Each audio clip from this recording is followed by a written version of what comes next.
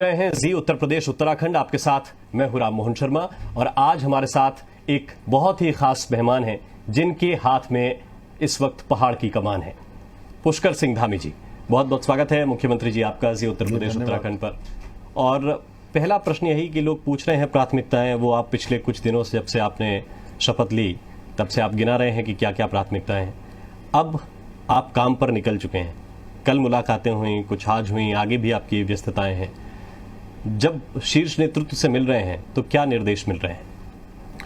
नहीं, अभी तो केवल शिष्टाचार भेंट करने आया हूँ, जो कि पहली बार आया हूँ। सभी का मार्गदर्शन ले रहा हूँ और सबका धन्यवाद भी कर रहा हूँ। और जो उत्तराखंड के लिए मोदी जी के द्वारा काम पहले से वहाँ चल रहे हैं, मेरी प्राथमिकता है कि उन कामों को पूरा करूँ, वो काम धरातल पर उतरें। केंद्र की जो योजनाएं हैं, मोदी जी की जो योजनाएं हैं, वो जन जन तक पहुँचे। और कुछ योजनाएं और हैं जिन पर काम होने हैं, उनको हमने अपने अनुरोध के साथ उनको प्रेषित किया है। जी, कुछ मैं व्यक्तिगत जीवन में भी जाना चाहता हूं, क्योंकि अभी काम की आप शुरुआत कर रहे हैं तो काम पर सवाल तो तब पूछे जाएंगे जब आप बहुत सारी चीज़ें कर चुके होंगे, आगे चुनाव भी है, उस पर भी आऊँगा। लेकिन पुष्कर सिंह धामी जी का चयन, जबकि बड़े बड़े नेता उत्तराखंड में हैं, बहुत से लोगों के पास आपसे बहुत ज़्यादा अनुभव भी है, लेकिन क्या पहले कोई बातचीत हुई प्रधानमंत्री जी से या शीर्ष नेतृत्व से कि आपको ये जिम्मेदारी सौंपी जा रही है? नहीं, कोई बातचीत नहीं हुई। और मुझे तो इसकी जानकारी तब हुई जब मैं विधानमंडल की बैठक में गया और पर्यवेक्षक जो आए थे वहाँ, उन्होंने मेरे नाम का ऐलान किया। तभी मुझे पता चला कि मुझे मुख्य सेवक के लिए यहाँ पर जो है मेरा चयन किया गया। और मैं बड़ा आश्चर्यचकित था, मुझे कोई उम्मीद नहीं थी इस प्रकार की, और ना ही मैंने इसके लिए कभी प्रयास भी नहीं किया था। ये भारतीय जनता पार्टी में ही होता है कि एक सामान्य परिवार में एक सैनिक के बेटे को, एक नौजवान को जिसकी कोई राजनीतिक पृष्ठभूमि न हो, उसको भी मुख्य सेवक का दायित्व दे दिया जाता है। तो इसीलिए ये सवाल मेरा था कि क्या आपसे पूछा गया कि प्रशासनिक अनुभव भी आपका ज़्यादा नहीं है, आपने संगठन में बहुत अच्छा काम किया है, ये उसका इनाम मानते हैं?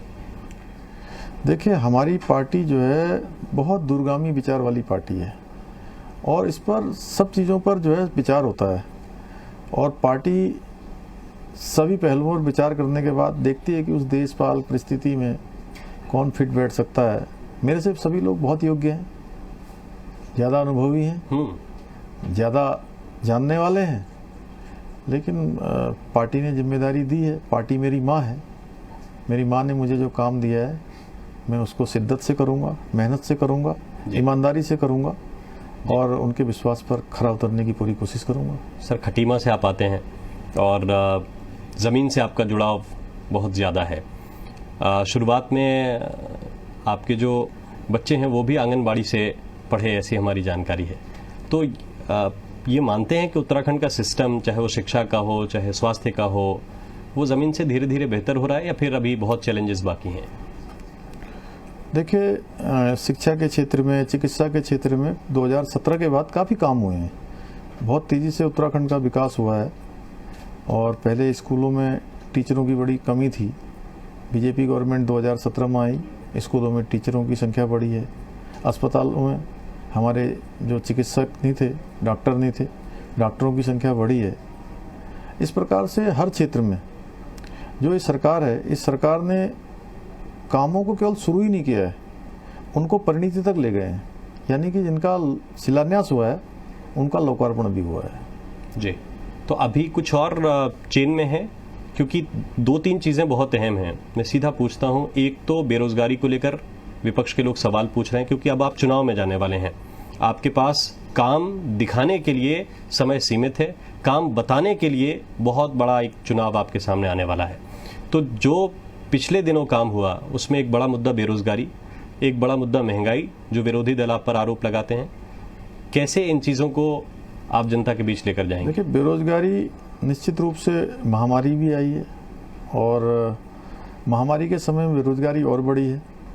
लेकिन हमने कहा है कि हम सरकारी रोजगार में जितनी भी हमारे पूरे प्रदेश के अंदर रिक्तियां हैं, जितने खाली पद हैं, उन सारे खाली पदों को भरेंगे। लगभग 24,600 जो है अभी सरकारी पद खाली हमारे निकले हैं। पहली कैबिनेट में हमने फैसला किया है कि उन सब की विज्ञप्तियां निकालेंगे और उस पर नियुक्तियां करेंगे। जी। इसी प्रकार से अब महंगाई की बात कर रहे हैं। महंगाई देखिए, इस समय में देश के अंदर इतना बड़ा कोरोना महामारी आई हुई है, इतना संकट आया हुआ है, दो तरफा हमारा जो है, एक तरफ से चीन, एक तरफ से जो है पाकिस्तान, दो मोर्चों पर हम लड़ाई लड़ रहे हैं। तीसरा जो है, इतने देश के अंदर लगातार वैक्सीनेशन का काम चल रहा है। 600 रुपये में जो है सरकार वैक्सीन खरीद कर लोगों को मुफ्त में वैक्सीन लगाने का काम कर रही है मोदी जी के नेतृत्व में। उसके अलावा देश के 80 करोड़ लोगों को फ्री राशन देने का काम हो रहा है जी, फ्री दवाइयाँ देने का काम हो रहा है, ऑक्सीजन के सिलेंडर उपलब्ध हो रहे हैं, कंसंट्रेटर उपलब्ध हो रहे हैं, पीएम केयर से वेंटिलेटर उपलब्ध हो रहे हैं, दवाइयाँ आ रही हैं। तो निश्चित रूप से लोग अच्छी तरह से जानते हैं कि सरकार किस दिशा में काम कर रही है। कुछ लोगों का काम है, उन्होंने अपने समय को देखा नहीं है, केवल बातें करते हैं। पहले कहते हैं वैक्सीन मत लगाओ, थोड़ा वैक्सीन की कमी होती है तो उस पर जो है राजनीति करते हैं। आपकी पार्टी के बड़े नेता कह रहे हैं कि 2022 तो आपके नाम पे ही जाएंगे। बहुत से मंत्री हैं, आपके प्रदेश अध्यक्ष हैं, और आखिरी वक्त का जो निर्णय है नेतृत्व में बदलाव का, वो भी इसी दिशा में बताता है कि 2022 आपके नाम पर, आपके चेहरे पर होगा। विरोधियों में किसे आंकते हैं? हरीश रावत जी हैं, प्रीतम सिंह जी हैं, या कोई और? नहीं, मैं किसी को विरोधियों में नहीं आंकता हूँ। हमारा काम है अपनी लाइन लेकर हम लोग चल रहे हैं, उसी लाइन को आगे बढ़ाएंगे। अब आम आदमी पार्टी भी उत्तराखंड में कह रहे हैं हम चुनाव लड़ेंगे, फ्री बिजली, फ्री पानी देंगे।